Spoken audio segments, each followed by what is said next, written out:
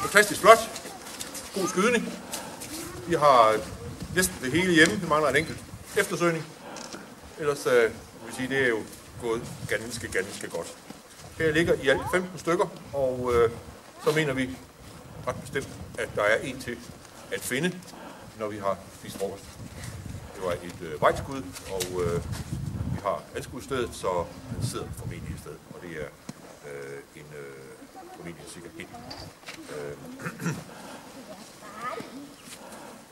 5 år, 2 lam, 4 hænder, 3 kalve og en rev. Det er dejligt syn. Sagt på anden måde hos Claus Hyller, 2 stykker, mor og en hen, og Søren Koks konsortium, 2 år, lam, hen, 2 kalve og en rev. Lykke, flot. Og hos Otto er der præsteret 2 år, en hen og en kalv. Og på vores stykke i Birkebakkerne, der er skudt en lam og en hen, og så skal der altså som nævnt eftersøges en hen. Alt i alt, når man tæller sammen på kryds og tværs, så giver det Søren Suse 15. Tak for indsats. Flot skydning. Det var glimrende. Vi har set en frygtelig masse vildt, og i forhold til det, så kan man sige, jamen det er der bare et beskedent lille pluk.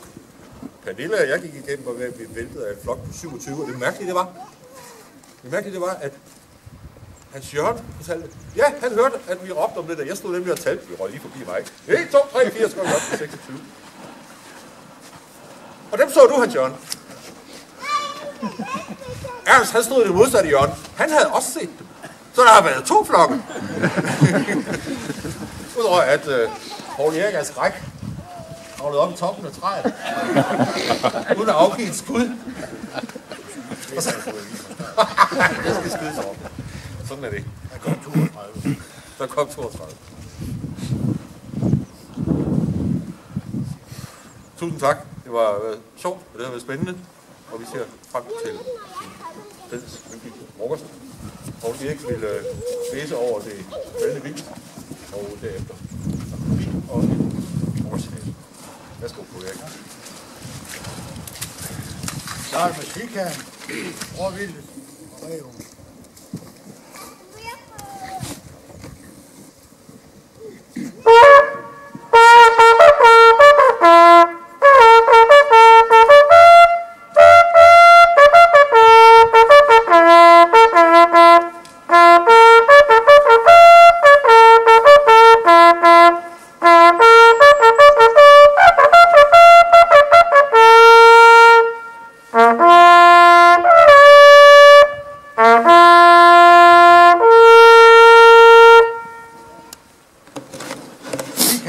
Det er cirka 5 år gammel, det har aldrig været der før.